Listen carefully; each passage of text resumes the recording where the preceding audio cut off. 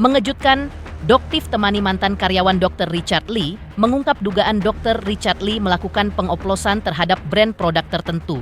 Aksi yang diduga dilakukan Dr. Richard Lee tersebut diakui mantan karyawannya bernama Afrizal, ia saksikan dengan mata kepalanya sendiri. Afrizal juga mengungkap bagaimana cara Dr. Richard Lee diduga memesan bahan oplosan, memesan melalui aplikasi apa, dan di mana ia diduga melakukan oplosan tersebut. Tak hanya itu, yang paling heboh adalah Afrizal mengungkap dugaan Dr. Richard Lee suka main perempuan. Bahkan Afrizal mengaku sering disuruh untuk menjemput perempuan pesanan sang bos. Tak hanya di sekitar Palembang, tapi juga sampai Jakarta. Bahkan, menurut kisah Afrizal, sang bos pernah digerebek istrinya saat tengah bersama perempuan lain. Lantas, seperti apa pula geramnya Doktif yang akun sosial medianya disita polisi akibat dilaporkan Dr. Richard Lee? Seperti apa tanggapan Dr. Richard Lee atas cerita Afrizal dan Doktif? Lalu bagaimana kegetiran hati adik Afrizal ketika kakaknya menjadi tersangka atas laporan Dr. Richard Lee? Pemirsa, bersama Intens Investigasi, kami hadirkan kabar terkini, terpercaya, dan teraktual. Tetapi sebelumnya, jangan lupa untuk like, subscribe, dan juga share channel YouTube ini.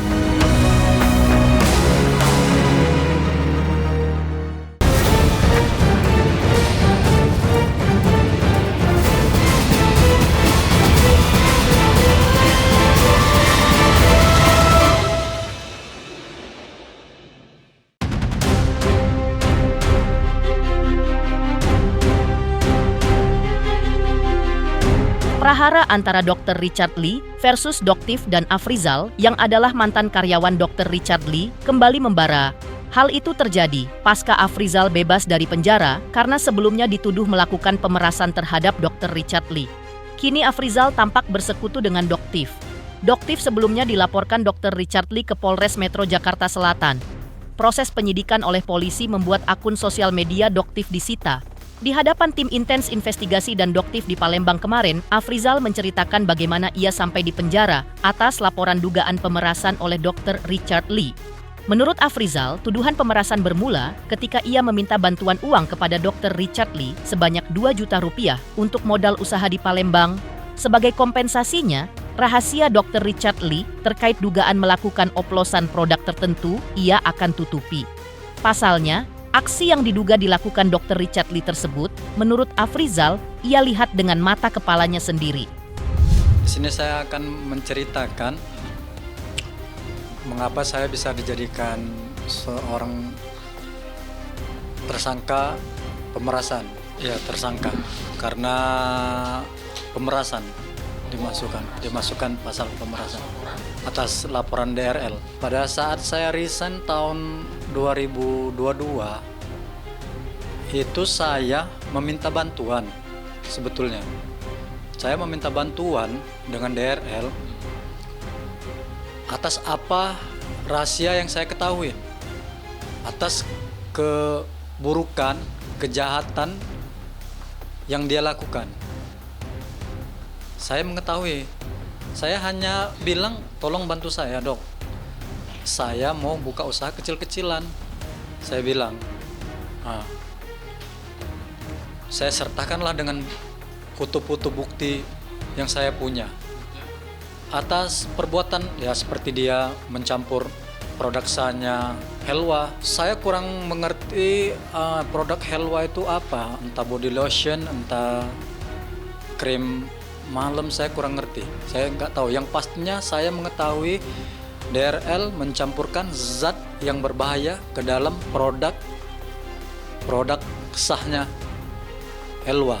Setelah mencampurkan zat berbahaya itu, ya DRL mengirim produk tersebut ke lab. Ya, untuk menjadi bukti bahwasannya produk tersebut mengandung zat berbahaya. Akibatnya mungkin produk-produk brandnya Helwa mungkin tercemar. Valid, saya melihat dengan mata kepala saya langsung. Afrizal bahkan mengungkap bagaimana cara Dr. Richard Lee mendapatkan bahan untuk dioplos dengan produk tertentu. Bahkan karyawan yang disuruh Dr. Richard Lee pun diungkap Afrizal. Juga aplikasi yang dipakai untuk memesan bahan oplosan tersebut. Afrizal mengaku ia menyaksikan dengan mata kepalanya sendiri Dr. Richard Lee diduga melakukan pengoplosan. juga mengungkap lokasi apartemen di mana Dr. Richard Lee diduga melakukan pengoplosan tersebut? Kalau dia cara mendapatkannya, yang saya ingat di situ ada nama seorang karyawannya yang memesan melalui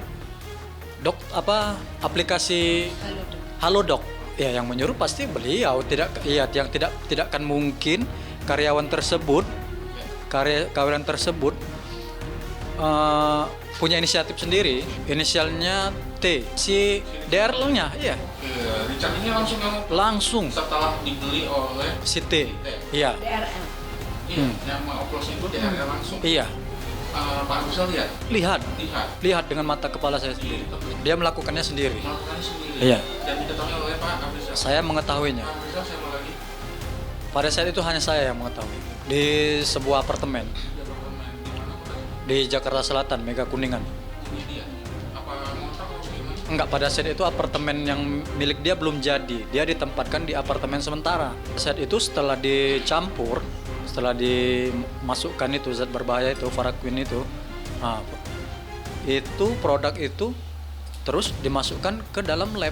Saya kurang tahu lab apa, yang saya hanya tahu pada saat itu yang disuruh ngambil itu produk untuk dibawa ke lab itu si Han itu dapat hasil. Setelah dapat hasil, apa yang dilakukan oleh Richard? Ya, yang dilakukannya ya memasang di story dia, dimasang story yang bahwasannya produk itu memang mengandung zat berbahaya. Efeknya ya karena Richard Lee seorang public figure, ya kan, yang pengikutnya banyak pada situ, ya kan, yang pengikutnya banyak pada situ, ya mungkin mempengaruhi penjualannya produk Helwa tersebut. Tak hanya itu, Doktif bahkan bercerita bahwa ia pernah mendapat kiriman foto dari mantan karyawan Dr. Richard Lee. Dalam foto tersebut diduga Dr. Richard Lee tengah bersama wanita lain dan terlihat pula produk yang diduga dioplos oleh Dr. Richard Lee. Doktif mengaku sempat menanyakan langsung soal foto tersebut kepada Dr. Richard Lee. Tak lama berselang, Doktif mengaku kaget karena muncul konten Afrizal yang mengaku bahwa foto tersebut dibuat atas suruhan Doktif.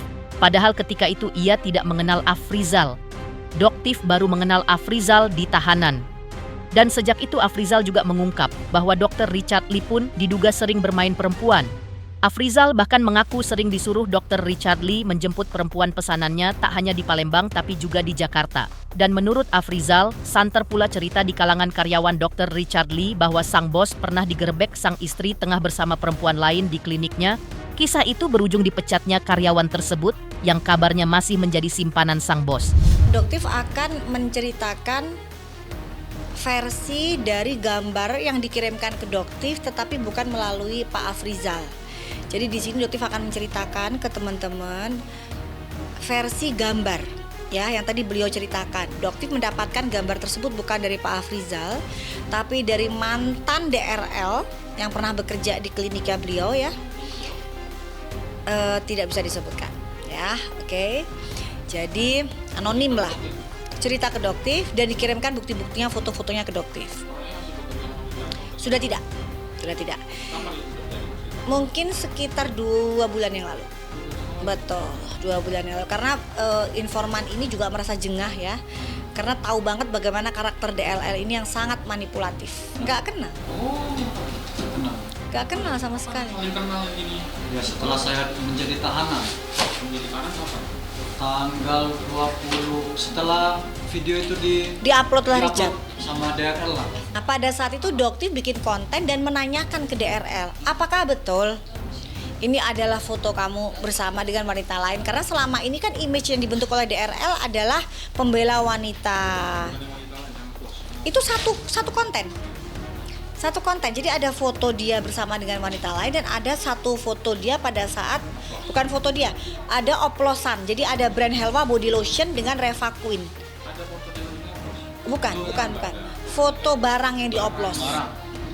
Yang diduga dioplos oleh DRL tersebut. Akhirnya muncul konten dari Pak Afrizal yang bilang bahwa itu disuruh Doktif. Ya Doktif cukup kaget karena kenalnya Doktif nggak kenal dengan seorang Pak Afrizal ini. Gitu, akhirnya Doktif mencari informasi sampai akhirnya Doktif datang ke Medan menemui istri dari Pak Afrizal dan anaknya. Dan itu dilakukan secara live streaming. Dan disitulah dokter baru ketemu. Kalau dugaan mempunyai wanita lain itu benar adanya, benar, bukannya bohong. Mungkin bukan saya saja yang tahu, mungkin di kota Palembang ini pun mungkin isu itu sudah santer. Di Palembang. Iya, Tahu siapa aja? iya udah banyak yang tahu di Palembang ini, tapi apalah mungkin karena daerah itu dianggap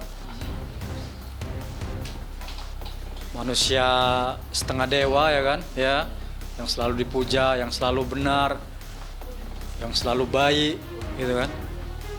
Sudah banyak, sebelum saya kerja pun sudah pernah terjadi itu.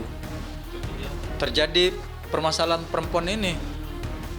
Itu langsung dia sendiri yang bilang, Kalau si DR-nya sendiri. dia bilang apa? Saya pernah tertangkap oleh pihak berwajib. Karena Ya karena memesan perempuan di bawah umur. memesan perempuan di bawah Pernah. di bawah Dia sendiri yang bilang sebelum saya bekerja.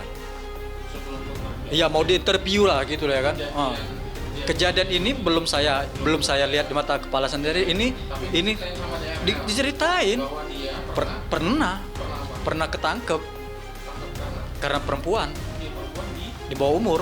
Dia sendiri yang bercerita. Saya cross check sama drivernya ya. Iya katanya. Memang iya. Saya cross check kan betul ini cerita ini betul Kak katanya. Katanya drivernya bilang sama saya betul Kak. Ya diceritain ini kejadiannya di mana diceritain. Setelah saya bekerja ya ini yang saya alami, entah berapa perempuan yang dibuatnya yang di apa ditidurin lah gitulah bahasanya kan. Nah itu kan. Nah digaul kan. menyaksikan sendiri nggak? Misalnya nganterin wanita yang ke hotel. Ya iya. Saya yang disuruh jemput Siapa? jemput perempuannya. Perempuannya. Iya, diantarkan ke hotel ke kamarnya. Ya saya. Ya macam-macam di mana? Ya di Palembang pernah, di Jakarta pernah. Dijemput, nanti dia nih WA saya. Hotel. WA saya nih, Rizal, kau jemput ini. Ini nomornya. Setelah kau jemput naik ke mobil, handphonenya ambil. Ya handphone perempuan itu. Iya, jangan sampai perempuan itu duluan ngasih tahu, oh saya di kamar sini, nanti kena gerbek lagi dong, kayak kejadian yang pertama. Jadi dia Nah, antisipasi. dia udah antisipasi. Kalau saya selama hampir kerja kurang lebih 2 tahun itu ya, kalau mau saya hitung ya, Lebih dari 10? Allah, kalau yang jemput-jemput gitu, Iya, yang di kota ya, kedua ya iya, lebih dari 10 kali. ya iya, Dengan wanita yang berbeda-beda. berbeda-beda. Itu makanya kalau dia dibilang sebagai penyelamat wanita, itu kalau saya bilangnya pribadi saya ya dia itu dokter perusak wanita. Kalau menurut saya tahu, tapi pura-pura nggak tahu. Kalau cerita hangat di Athena itu dia itu pernah digerbek sama istrinya sendiri. Pernah digerebek sama istri sendiri? Iya, ya di kantor itu sama Jakarta Utara itu? enggak di sini di Palembang. Oh, Athena Palembang. Iya, Ketahuan sama istrinya. sama istrinya. Sedang Ya sama-sama perempuan. Jadi diberhentikanlah si perempuan ini dari Athena. Iya, tapi tetap dipelihara karena menjadi kesayangan. itu katanya atau menyaksikan langsung? Saya saat itu belum bekerja, saya nggak menyaksikan. Tapi isu itu santer Para karyawan. di kalangan para karyawan menjadi buah bibir lah. Kalau yang untuk di bawah umur juga baru tahu ya, kaget, shock. Tapi cerita seperti ini pernah Doktif ingat pernah diceritakan oleh Karput. Iya, betul. Betul dong. Betul. Betul ya? Betul. Yang mana nih? Kalau ceritanya tentang Ya, tentang Iya, soal anak-anak di bawah umur ini.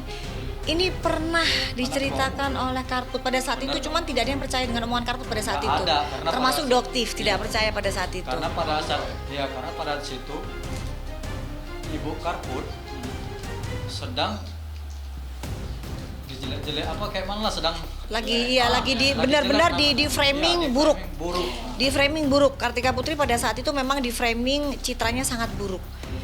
Tapi kisah ini dokter jadi ingat. Iya, jadi tadi dokter mikir loh, kok persis ceritanya. Jadi memang Karput pernah bercerita bahwa dia memang menggunakan anak di bawah umur.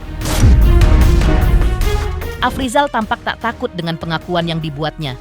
Ia bahkan siap mempertanggungjawabkan apa yang dikatakannya terkait Dr. Richard Lee. Bila diperlukan, ia siap bersumpah secara agama dan berani menantang Dr. Richard Lee untuk bermubahalah terkait keterangan yang diucapkannya. Semua itu Afrizal utarakan karena merasa apa yang telah disampaikannya merupakan kebenaran. Saya mengetahui, bisa saya pertanggungjawabkan. Bisa secara agama nggak saya bertanggung jawab? Saya berani bersumpah dan berani bermuhabalah dengan si Richard Lee. Kalau memang dia berani, bahwasanya benar DRL yang mengoplos produk tersebut. Ini adalah sebuah kebenaran ya. Kebenaran. Bisa dipertanggungjawabkan. Bisa ya? dipertanggungjawabkan. Tidak takut nih ngomong kebenaran ini. Tidak takut. Mengejutkan, aksi Doktif yang menemui mantan karyawan Dr. Richard Lee membongkar aksi Dr. Richard Lee yang diduga suka main perempuan. Lantas, seperti apa geramnya Doktif ketika akun sosial medianya disita pihak kepolisian dan seperti apa tanggapan Dr. Richard Lee atas tuduhan dari mantan karyawannya dan juga Doktif? Pemirsa Intens Investigasi. Jangan lupa saksikan terus Intens Investigasi dan pastikan jangan lupa untuk like, subscribe, share, dan juga komen. Tim redaksi Intens Investigasi juga mengucapkan banyak terima kasih kepada semua subscribers hingga channel Intens Investigasi kini sudah mencapai 3 juta subscribers.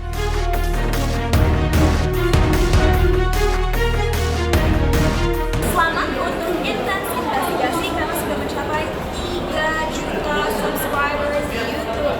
Sukses selalu dan all the best.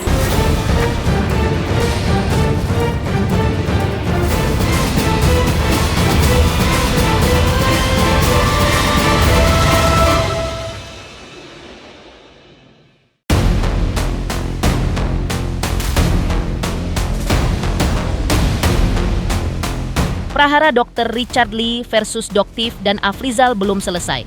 Justru setelah Afrizal membongkar dugaan pengoplosan zat berbahaya oleh Richard Lee, kejutan baru pun muncul. Doktif yang telah dilaporkan Dr. Richard Lee ke Polres Metro Jakarta Selatan. Baru-baru ini akun sosial media milik Doktif resmi disita oleh pihak kepolisian.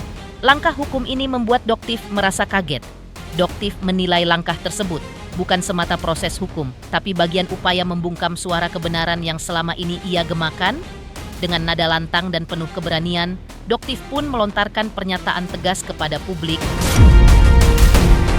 Pada saat akunnya Doktif ditahan oleh pihak kepolisian Jakarta Selatan, itu Doktif cukup kaget karena ada satu handphone yang tidak terkait apapun. Itu pun ikut disita. Doktif nanti pun akan mungkin akan menindaklanjuti tentang ini. Jadi luar biasa guys, karena memang apa yang dikatakan Bang Didi Corbuzier, seorang DRL ini kebal hukum ya, tapi Doktif akan melawan itu. Doktif tahu dari awal, dari resikonya Doktif tuh akunnya akan ditahan ya. Doktif tahu dia akan menghentikan perjuangan Doktif, membungkam mulutnya Doktif dengan akun Doktif yang sudah 3 juta lebih ya, karena dia takut Doktif akan membongkar ini semua ya. Tapi ingat, mentalnya Doktif itu bukan mental seperti kamu DRL, pengecut ya, beraninya menggunakan tangan orang, mulut orang ya. Di sini Doktif tidak akan mundur ya. Doktif itu ada di pihak masyarakat, masyarakat lemah. Selama ini mungkin Doktif duga ya, yang melawan kamu adalah masyarakat yang nggak punya uang, tapi mereka hanya bisa menyuarakan kebenaran, tapi mereka nggak punya apa-apa. Sekarang pada saat Doktif sudah bilang Doktif akan melakukan genderang perang, akan menabuh genderang perang, dan sejak itu Doktif komit ya, Doktif akan berkata benar dan Doktif juga punya uang ya. Jadi nggak ada di sini yang namanya kamu merasa berkuasa atas segala sesuatu. Respon Dr. Richard Lee atas pengakuan Doktif dan Afrizal pun mengejutkan. Menurutnya, kasus ini sudah bergulir dari tahun 2023. Ketika itu, Afrizal yang disebutnya sebagai mantan ajudannya mengundurkan diri Namun ia diduga memeras dan mengancam Dr. Richard dengan menggunakan rekayasa foto, sehingga Afrizal pun langsung ditangkap di Medan dan dibawa ke Polrestabes Palembang untuk ditahan. Di tahanan, Afrizal meminta maaf kepada Dr. Richard dan keluarga. Ini sudah nggak waras sih menurutku. Pengikut-pengikutnya juga sama nggak waras. Dan aku nggak mau ngikutin mereka yang nggak waras. Video ini aku buat supaya nggak ada fitnah lagi. Dan cuma untuk orang-orang yang mau berpikir waras. Ngeladenin orang nggak waras, lama-lama kita jadi gila. Jadi nggak usah jawab. Sekitar 3 tahun yang lalu, aku punya ajudan mengundurkan diri. Dan sebelum dia mengundurkan diri, dia membuat suatu rekayasa foto. Lalu mengancam aku dan memeras aku pada waktu itu. Aku melaporkan ke polisi. Singkat ceritanya, beliau menjadi tersangka. Beliau minta maaf dengan aku. Dan sebenarnya pada waktu itu, di dalam hati kecil aku memaafkan. Aku juga memberikan sejumlah uang untuk modal usaha dia balik ke Medan. Singkatnya, dia balik ke Medan. Proses polisi sebenarnya tetap jalan. Sehingga beliau itu sebenarnya adalah DPO. Beliau itu DPO tahun 2023. Aku akan lampirkan surat DPO. Jadi narasi yang dibangun seperti jemput tiba-tiba, cepat banget tuh nggak benar ya. Jadi sebenarnya kasus ini sudah dari tahun 2022. Dan beliau itu DPO di tahun 2023. Dan juga sebenarnya aku juga sudah lupa dan nggak mau ngurusin beliau juga. Jadi beliau ada di Medan. Kasusnya juga stuck karena penyidik juga cari di Palembang kan nggak ketemu orangnya, dan aku juga tidak mengarahkan beliau ada di Medan. Aku sengaja tidak cabut laporannya karena aku masih punya pikiran, aku punya feeling masalah ini nanti pasti akan ada pemerasan kedua. Karena pemerasan pertama itu benar-benar kayak ngotot banget, tiba-tiba dia minta maaf dan aku tuh masih menaruh curiga. Tiba-tiba sekitar beberapa minggu yang lalu, foto yang dibuat oleh mantan ajudanku, yang dicipta kondisi oleh mantan ajudanku, diposting oleh seorang influencer gila. Itu nggak tahu tujuannya apa, dan itu juga tidak relate dengan keilmuan dia, tidak relate dengan profesinya juga. Aku yang melihat foto tersebut, aku langsung tahu dari awal, oh foto itu kan mantan ajudanku yang buat. Lalu aku menginformasikan kepada polisian, kasusku sudah sampai mana? Singkat ceritanya, kasusnya menjadi hidup lagi, dan akhirnya karena sudah DPO 2 tahun lebih, akhirnya polisi jemput di kota Medan. Nggak pakai lama, tersangka yang mengakui semua peristiwa, mengakui semua kejahatan yang dia buat, dan ternyata setelah dicek handphonenya, semua gambar yang dia janji tidak hapus, itu semuanya masih komplit di handphone dia. Pada waktu itu dia janji hapus, tapi ternyata masih ada komplit di handphone tersebut. Dari BAP, semuanya sudah memenuhi unsur, sehingga penyidik memutuskan untuk menahan beliau. Itu sih cerita yang sebenarnya, cerita komplitnya. Aku juga nggak mau terlalu ikut campur terlalu dalam, karena ini permasalahan sudah ada di penyidik, sudah ada di kepolisian. Aku menyerahkan semuanya kepada pihak polisian, dan semuanya aku anggap sangat baik, penanganan sangat baik dan tepat. Dan aku heran aja sih bisa digiring kanan kiri. Bahkan kemarin aku ngelihat istri dan anak-anaknya dikontenin. Menurut aku kasihan banget. Yang salah bapaknya, aku nggak menyalahkan istrinya. Pastinya istri dan anak-anaknya nggak tahu apa yang dibuat oleh suaminya. Apalagi seorang penjahat yang kita kontenin istrinya. Kasihan nih istrinya, anaknya. Kalau kayak gitu semua maling motor, semua koruptor dikontenin aja istri dengan anaknya. Pasti nangis-nangis semua kok. Tapi kan bukan artinya mereka nangis aku jahat. Polisi juga nggak sebodoh itu menilai ini tindak pemerasan atau tidak. Ya tapi memang ya biasanya memang sindikat pemeras membela pemerasnya. Aku juga nggak mau ngeladenin. Menurut aku ini sudah orang gila. Ini bukan lagi mak-mak komplek, tapi ini mak-mak somplak sih menurut aku. Yang terhormat Dr. Richard dan keluarga, saya memohon maaf yang sebesar-besarnya atas berita hoax yang telah saya buat, termasuk tentang produk Helwa yang telah dicampur-campur. Itu semua saya lakukan atas perintah dokter. Termasuk saya juga pernah disuruh untuk membuat seolah-olah Dr. Richard itu dekat dengan seorang perempuan. Sekali lagi saya mohon maaf yang sebesar-besarnya kepada Dr. dan Richard dan keluarga. Foto ini kalian buat? Ya, atas perintah dokter. Ini kalian karang juga? Ya, atas perintah dokter juga. Di tengah prahara dengan Doktif dan Afrizal, Dr. Richard Lee tampak menemani anaknya berangkat ke Yogyakarta untuk mengikuti Olimpiade Matematika. Hal itu terlihat dari video yang dibagikan Dr. Richard Lee di akun sosial media pribadinya. Selain mengikuti Olimpiade, Dr. Richard Lee juga mengajak anaknya jalan-jalan ke beberapa tempat wisata, di antaranya ke Candi Borobudur. Kita mau ke Jogja, anakku yang paling gede mau ikut Olimpiade Matematika di Jogja. Dia mau sama kayak dedinya, jadi dulu ikut Olimpiade Matematika. Nah, so mungkin. Ya hari ini cuma berdua, aku temenin dia. Kenapa bukan mamanya dok yang nemenin? Papanya nggak pintar matematika.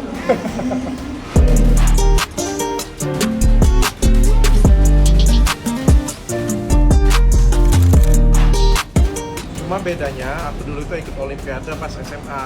Kalau dia pas 6 SD sudah ikut. Jadi waktu SMP aja, matematika dia itu dapat 5. Tapi pas SMA ikut Olimpiade. Kalau ini Jacob dari SD. Kalau menang mau minta apa? Nggak ada. Kalau kalah dihukum apa? Nggak ada juga. Jadi targetnya dapat apa? Masih.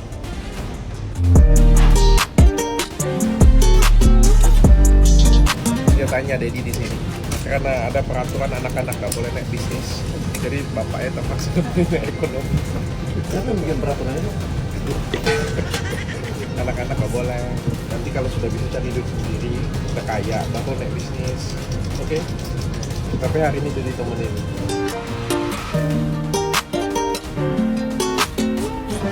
Udah sampai di Yogyakarta, mereka sudah ada di Universitas UIN ini. Lokasi Olimpiadanya ada di UIN Sunan Kalijaga. Semangat ya, Kok. Ini jadi kontenin. Kalau menang di pos, kalau kalah nggak jadi. Jadi mau nganter sama kayak dulu TK. Udah selesai, bisa. Mari kita tunggu hasilnya.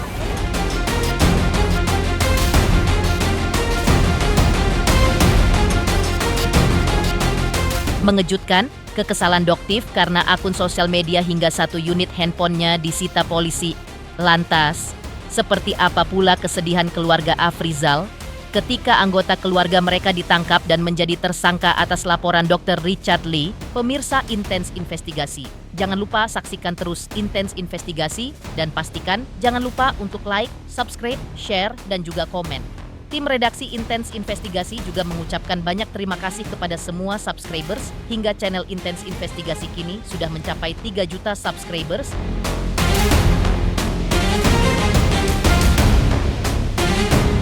Selamat untuk Intens Investigasi 3 juta subscriber. luar biasa sekali 3 juta. Ya pokoknya semakin sukses lah dan bisa menghadirkan sesuatu yang memang baik untuk diperlihatkan.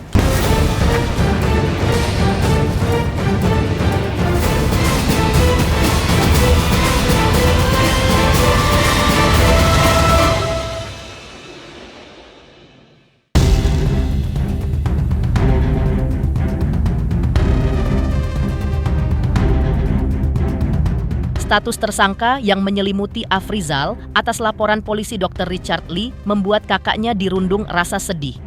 Tangis sang kakak dan keluarga pun ketika itu pecah. Mereka tidak percaya adik tercintanya diseret ke penjara oleh mantan bosnya gara-gara uang 2 juta rupiah. Ketika mendapati Afrizal di tahanan Polrestabes Palembang pun, sang kakak mendapati adiknya dengan kondisi tangan dirantai, yang berat rantainya sekitar 15 kg. Ia menilai adiknya diperlakukan seperti seorang teroris. Hati kakak-kakaknya pun terasa hancur melihat kondisi Afrizal demikian. Mereka seakan tak berdaya karena yang dihadapi mereka anggap punya kuasa. Namun mereka merasa yakin bahwa pertolongan Allah pasti akan tiba di waktu yang tepat. Istrinya telepon, nangis, ya terus dia bilang yuk, aja itu bilang bapaknya sudah di Palembang, dia bilang kayak gitu. Terus pagi-pagi sekitar jam 9 apa jam 10 kami ke Polresta. Kesedihan yang sangat luar biasa, sedih, takut, ya takut dengan kekuasaan DRL. Ya, dia kan orang beruang, ya apalagi dia katanya dia kebal hukum, yang pasti sedih melihat keadaan adik saya sekarang. Setelah mendengar cerita dari adik saya dengan kasus pemerasan dengan jumlah uang yang 2 juta, DRL kan orang kaya, apa artinya uang 2 juta? Bisa dibilang pemerasan buat DRL, sedangkan dia sering bikin konten-konten buat pencitraan, bagi-bagi uang. Lebih dari situ, sangat terasa dampaknya, terutama pada anak-anaknya. Kami ya di sini pertama dapat kabar adik saya ditangkap, sedih, shock, langsung teringat sama anak-anaknya yang di Medan, terutama yang kecil. Yang kecil kan sangat dekat dengan bapaknya. Kaki langsung gemeteran kayak itu, jantung duk-duk-duk kayak gitu langsung. Waktu kami terkabar kalau Afrizal ditangkap. Kami kan tinggal di Palembang, Afrizal kan di Medan. Pas lihat adik tuh langsung saya peluk, saya lihat tangannya itu diborgol. Saya berpikir, astagfirullah, kejahatan apa yang dibuat adik saya, melebihi teroris. Borgolnya, rantainya tuh, aduh, mungkin ada sekitar berapa kilo lah, 15 kiloan kali, sampai diangkat kayak gini nggak terangkat. Iya, dirantai jadi satu sama yang curanmor itu. Kalau adik tangan, yang pasti sedih kan, nangis. Afrizal kan adik paling kecil, kami 5 bersaudara, dia anak laki-laki. Iya, nangis. Meluk ya, nangis, meluk, minta maaf. Terus tanya, Dek, ada apa? Richard, dia bilang kayak gitu. Terus bilang, yang sabar ya, Dek. Allah tidak tidur. Kebenaran pasti akan muncul. Entah dari siapa yang akan beri pertolongan. Hancur, bukan lagi tersayat. Apalagi musuhnya DRL. Mantan atasan. Sudah kebayang kan? Pemirsa Intens Investigasi, jangan lupa saksikan terus Intens Investigasi. Dan pastikan, jangan lupa untuk like, subscribe, share, dan juga komen. Tim redaksi Intens Investigasi juga mengucapkan banyak terima kasih kepada semua subscribers. Hingga channel Intens Investigasi kini sudah mencapai 3 juta subscribers.